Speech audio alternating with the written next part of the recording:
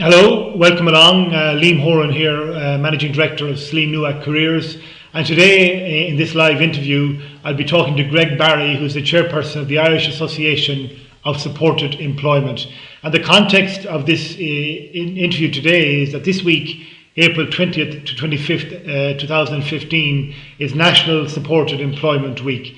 So lots of events happening right around the country here in Ireland, and the main one, of course, the highlight of the week being Job Shadow Day itself. And Greg will talk us through all of that a little bit later on. But first of all, Greg, thank you for taking time out from what's a busy week for you to join us today. Thanks for having us. I suppose people might well ask, what is the whole area of supported employment about? What's achieved? What are the aims? What does the Irish Association of Supported Employment, what makes it get out of bed in the morning, so to speak? And the mission statement includes this statement here: working creatively to support people through supported employment, inclusive recruitment and workplace practices, and quite enlightened ones as well. The IASC believes that everyone should experience the dignity and purpose of a job.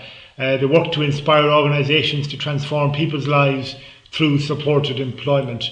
And I suppose, Greg, my first question to you might well be, what exactly is supported employment? How is it defined?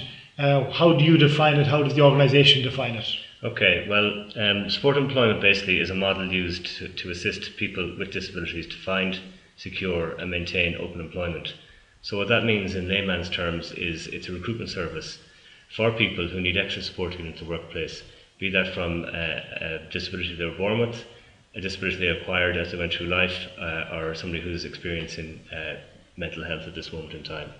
So it is like any other recruitment service, except there is an add-on support that you have the assistance of a job coach or employment specialist while you're seeking employment. And I suppose that's a crucial part, that whole thing of smoothing the way into employment for people. It's a transition kind of thing, isn't it? Absolutely, yeah. And it's to break down barriers with employers, it's to allay fears of the job seeker, and to make the transition to work as seamless and as stress-free as possible. Okay, how does it actually work for people who may be availing of this service, and for employers, of course, as well? But today we're looking more at the job seeker side of the house. How does it work? Okay, so for the job seeker, it is a place, train and maintain model. So what that basically means is that, and again we'll go into this in a little bit more detail later on, but it's that you're placed in a place of employment and you learn that, you learn the job on the job, as opposed to going into a classroom situation, learning the theory behind the job and then looking to place. So it's placement first, learning on the job and then maintaining that. So putting the supports in place that you will be able to maintain that job and function as an employee in that workplace, so that maybe the support you initially get can fade away and you become a natural part of that workforce. So I take it your job coach responds to what you find in the workplace as well, in terms of particular software programs or work practices that the job coach can tailor their input to help you do the job better. Is Absolutely. that right? And again, when we talk about the job coach's role later on, we'll discuss more about what exactly can be done for you in the workplace. Okay, very good. Who provides, if I'm somebody watching this in Carlow, in Cork, in Mayo, where do you go? Who provides a supported employment service in your area? Okay. I presume there are different bodies who roll this out. Yeah, there's a large number of agencies and services around the country that provide the service. There is one nationally funded programme called Employability, and they cover every county in the country. And then there are other services, such as here in Mayo, you have Western Care, you have John of God's, you have Brothers of Charity, you have Cope in Cork. So there are services right around the country providing a service. So rather than getting muddled, if you log on to the IASC website, which is iasc.ie, click on the map and then click on your region, you get a list of different services that are in your area, and that will range from employment support services to training services that are kind of focused towards employment. So to clarify, the Irish Association of Supported Employment is an umbrella body for all these constituent parts, is that right? It's not service delivery. We don't actually support people into work. It's I suppose be a watchdog and a vehicle to raise awareness amongst employers to benefit those that are delivering supported employment on the ground. Okay, so the IASC.ie website and all the regional services are listed there. Yes, yeah. I'm somebody who I feel I qualify for supported employment. I've had a mental health issue or a disability or something that has held me back in the world of employment. What kind of support will I receive from a job coach? Okay, well, the model remains the same pretty much no matter which service you present to. It will initially be, the initial period of time will be for you to get to know your job coach and your job coach to get to know you. So you build up a trust and a relationship with somebody who's going to work with you on a one-to-one basis. The reason for that is they need to kind of really find out when you work best, how you work best, the skills you have, past experience you've had, your own current network of possible employers that you might not have realised you had. Are there transport needs? Are there, what support needs are there for you? So that a lot of information is gathered in the initial period between yourself and the job coach, so that when we are approaching employers, we're approaching appropriate employers that are going to be able to facilitate you. So then you do the normal recruitment stuff. We look at CVs, and if you have a current CV, is it up to date? Does it need a bit of polishing up? We look at interviews. We can do mock interviews. If somebody's never done an interview before, we can make a very real life interview situation. So to let the person get used to actually that environment, because it is a very alien environment to a lot of people. We look at job sourcing. So as I mentioned, we look at your own circle of support and your own social network and see, have you connections that might lead to employment? And of course, we can start with them. The very important thing that a job coach will do with you is the job matching. So it is taking your skills, your personality, your interests, and matching that very closely to the need of an employer, so that when you're not being put into a job because a job is available, you're being put into a job because it is the job that matches the skill set that you have. Once you are linked in with an employer, if you need it, the job coach will come on site and train you on site in the job that you're doing, until you're confident and competent enough to continue on your own.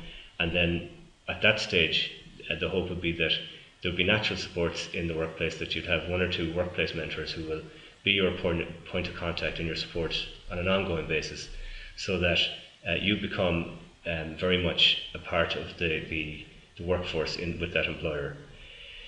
The job coach will also kind of give advice about benefits that are available to you, or how your own personal social welfare benefits will be affected. And again, we'll talk about that again a little bit later. So there's quite a wide range of support that you will get from a job coach once you kind of start the process with the support employment service. And will it be the same job coach that will work with you during that time? Yeah, ideally, again, it all depends on the service you attend. In general, we have seen that there's a longevity in people's jobs now. So the staff that are the job coaches that you meet have been in their jobs for quite some time, and they're tending to stay in the jobs. Consistency is very important. So if the person you're coming to meet keeps changing, you're not going to be able to build up that relationship that we spoke about. But in general, you'll find that from the start of your journey to placement and to work, you'll have the one staff member the whole way through. Okay, very good. Would I have to disclose my disability to the employer? Okay, again, this is... And I suppose two parts to that. A, that I have a disability, and B, what that disability is. Yeah, well, I suppose that there is no legal obligation to disclose. However, if your disability is going to put, by not disclosing your disability, is going to put yourself or others at risk, then there's a difficulty. So it would be, and in each individual case, it's a conversation that you'll have with your job coach, and a decision will be made based on safety or other things. Another thing to bear in mind, that if you don't disclose your disability, then the employer has no legal obligation to put any accommodations in place for you. So if you are going to need adaptations, and they can be as simple as a specially adapted chair, if you have a back complaint, for example, or many other hidden disabilities that might need minor adaptations that are low cost. If you don't disclose to your employer, they're not going to know you need it. It might be the difference between you being comfortable and successful at work and failing in a job. So disclosure is something that's discussed in advance of the placement. If it's deemed necessary to disclose, we'll advise and take that forward in the most positive way. But if your disability is not going to affect you at work, there is no need to disclose. Really, it's not going to. But it's one of those grey areas. There's no right and wrong answer. Yes, and does the job coach act as a kind of a buffer zone for you in that? Can do. If your job coach is approaching employers on your behalf, there probably will be some level of disclosure. Some people that come to support employment choose to approach employers on their own. So in that case, it would be the job coach will work very much as an advisor to you as to how to proceed. But my own personal opinion, and it's only my personal opinion, is honesty is often the best policy, and it can actually aid you if you have disclosed, because as I said, the adaptations you may need, even if it's not now, it might be down the road, are easier to put in place if there's disclosure. Okay, I suppose a very pertinent question for people, particularly in the economic times we've been living through, the effect on benefits. And again, this is very individual because everybody's payment and circumstance is going to be different. But if I was to say that social protection, who govern most of the benefits, want people to go to work, so they're going to assist people as best they can to get them to work. So, for example, there are certain situations, depending on the benefit, where you can return to work and earn up to €120 without your benefits being affected at all. So, in essence, you can work part-time and retain full benefit. If you go over the €120 earnings threshold, you can have your benefit reduced. For every euro you go above the €120, your benefits are reduced by 50 cents. But the key here is that your benefit is staying live, so that if the job doesn't work out or you leave, that you go back onto your full benefit straight away. There are many, that is one of the, I suppose, one of the most tricky areas, and one of the things that would dissuade people from going to work is the fear of losing benefit. But working closely with your job coach, you will find out, you'll be very clear to you what are the implications to going to work and how it will affect your benefit. But in general, what I like people to think of is not how your benefit will be affected, but how you will benefit from being at work. And there are many ways to get to work and still be financially stable and secure, and not put yourself at risk. And be opening up new opportunity for yourself as well. Absolutely, yeah. Okay, very good. What's expected of me as a job seeker with a disability? Okay, well, support employment, the concept is a partnership. So it's not a sit back and wait for things to come. There is an onus on you to be involved. The key thing for, I think most job coaches should tell you this as well, the key thing for them with anybody who presents to support employment is that there is motivation there. If there's no motivation there to work, it can be very difficult to move forward. If there is motivation, it's very easy to get over barriers and overcome obstacles. So what we look for is cooperation, so that you're playing an active part in your own destiny. So rather than waiting for jobs to come to you, be presented to you, that you're coming with ideas of where I want to work, why I want to work there, who do I know in this sector. If a piece of work is asked on preparing a CV, that you do come back with the information that's required. If you're asked to participate in mock interviews, for example, that you turn up as you would expect to present to an actual job. So it's cooperation is really what is expected of the job seeker. And I suppose the other thing is realism and patience, because when there are very few jobs out there at times, thankfully things are improving, it can take time without any of the other factors that are in your life. It can take time for anybody to find a job, depending on how the economy is. So we're not in support employment, we don't have a magic wand, we can't make jobs happen instantly. So patience is key. But if you cooperate and you have the motivation, you're very likely to end up in employment of your choosing. What positions does the service have? Okay, in general, we don't have positions. The way support employment works, it's a very proactive approach to employment. So once we've gathered the information that you give us on your skills and your abilities and your preferences, we will cold call, we'll go after business, we'll present ourselves to business and kind of make a case for why you need to employ somebody through our service and why you need this particular person in your company. And generally we'll be able to show them that there is there's a strong business case to take the person on, be it that it's going to save them time going through the normal recruitment process of advertising and taking a day out to interview, etc. Plus we can bring selling points on your behalf to employers, as in incentives for that employer to take you on. So it really is part of what our job coaches do. Is they're salespeople. They're out there selling the concept and selling their product, which is a person who's been matched to that employer they're approaching. So it's my job coach who's out pitching for me as well. Yes, and again, you'll have a role in that as well, because quite often it might be that, can you talk to my neighbour John? He told me his job, so he wants to understand more about how this works. So it could be, you can source leads for your job coach. Absolutely, and we would very much look within people's own networks first, because that's quite often where the job will come. Yes. If I change jobs, does my job coach come with me, or am I left to my own devices? And again, this will depend. We have people who have, from their first job, and it's very important that people know that the job you get through support employment, that's not the full stop. Everybody in life, when they start their employment career, will move, depending on, they grow within a role, they might kind of fancy something new. The company they have worked with might have gotten into trouble and laid staff off. So if people change job, of course support moves with them. Some people will have picked up all the skills they need to do that themselves, and it might be just a phone call to brush up on one or two things, get a CV updated. But the support will stay. And we've a lot of cases around the country where people have progressed and moved on to other jobs, and maybe they may not necessarily be bigger and better, but they're different jobs, and there is a transition period there, so there is support to make sure that transition happens.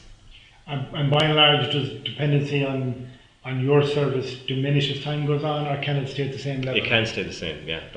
For certain people it can stay the same, and for a lot of others it's once they've started with us, they move on themselves. Okay, and I suppose that answers this question as well. There is no time limit, then I take it, is there? Well, it depends which service you're with. If I mentioned earlier the national support employment programme called Employability, there is an expectation that you will have gone through from referral point to exit within 18 months. With traditional support employment service, like, as again I mentioned, the likes of Western Care, John of God's, Cope Foundation, they are lifetime services. So there's, that's an ongoing service.